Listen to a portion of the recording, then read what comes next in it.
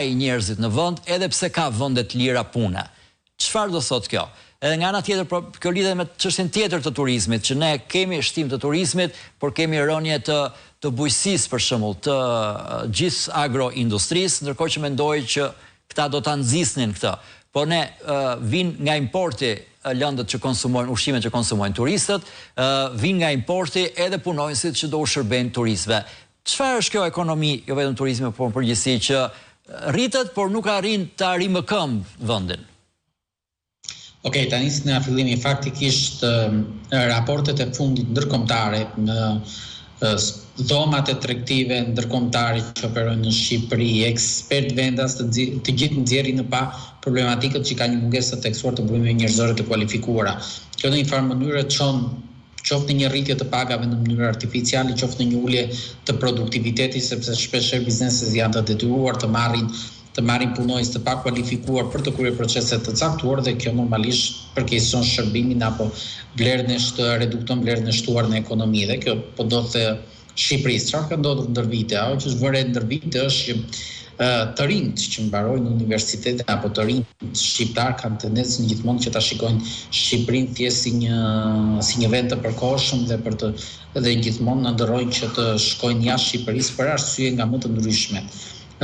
Studime të ndryshme të bëra që pse po largohen shqiptarë për të përgjigjur pjesës së parë të pyetjes tënde është fakti që shqiptarët nxjerrin, të rinj shqiptarë thonë që Shqipëria është një vend i vështirë për të jetuar, për të ndërtuar të ardhmen, sepse edhe në qoftë se ti gjen një vend pune, ato vendet e punës janë me një pagë shumë të ulët në raport me kostot reale të jetesës, apo nevoja që ka individi për të ndërtuar të ardhmen në një vend të vet.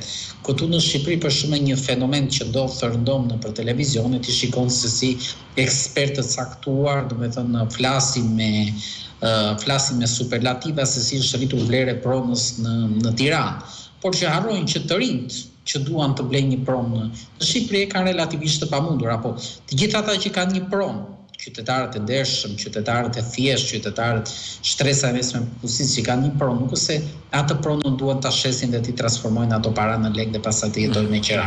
Domethënë prona është diçka, shtëpitë janë diçka për të jetuar. Pra praktikisht fenomeni i parë është depërtimi i ekonomisë kriminale në ekonominë reale, sidomos në sektorin e ndërtimit, që ti e përmende me të drejtë në fillimin e bisedës, është fakti që po rritet në mënyrë të ndjeshme vlera e pronës në mënyrë fiktive dhe kjo ka bërë që të rinj shqiptarë të mos ta shohin në veten e tyre sepse kanë të vështirë që të blejnë një pronë. Është më e thjeshtë të blesh një pronë ku ta diun në Minin, në Milano, në shumë qytete kryesore të Evropës, por jo në kryeqytetin shqiptar.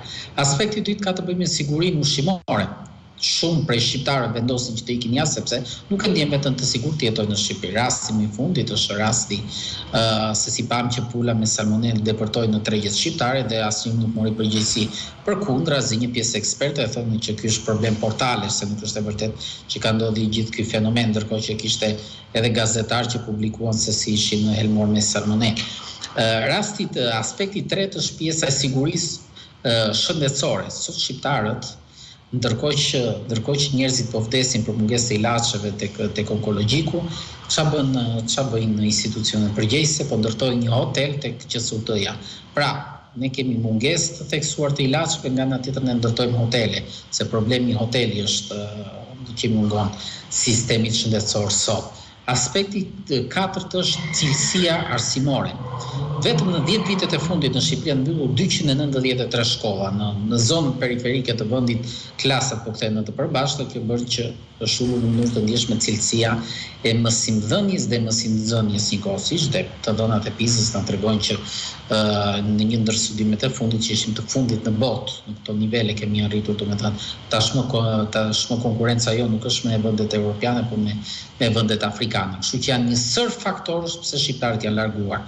Dhe jo më kot, një pjesë e mirë e raporteve ndërkombëtare të nxjerrin që rreth 1 milion shqiptar kanë vendosur që në 12 vitet e fundit që të largohen nga Shqipëria dhe të ndërtojnë të ardhmen e tyre në emigracion. Dhe pjesa dërmuese e tyre, nëse nuk kemi një ndryshim rrënjësor, nuk kanë për të kthyer në adet. Tani kalojmë tek ajo ç'a ndodh, ku jemi në një situatë që turizmi me të drejtë ka nevojë për fuqi punëtore të kualifikuar dhe ku pagat në sezonet të caktuara po rriten në mënyrë të ndjeshme sepse nuk gjejmë burime njerëzore të kualifikuara, atëherë po gjejmë një zgjidhje që ti marrim nga Filipinet.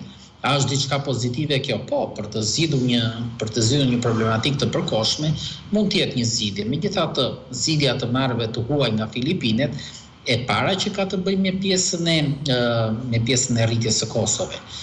Sepse kontratat të ndryshme ndërkombëtare flasin që ti duhet të paguash dokumentacionin, duhet të paguash të paktën një udhtim në vit që të kthehen në vendin e tyre, duhet që të paguash pagën mujore dhe të garantosh në një farë mënyre strehimin këtyre personave.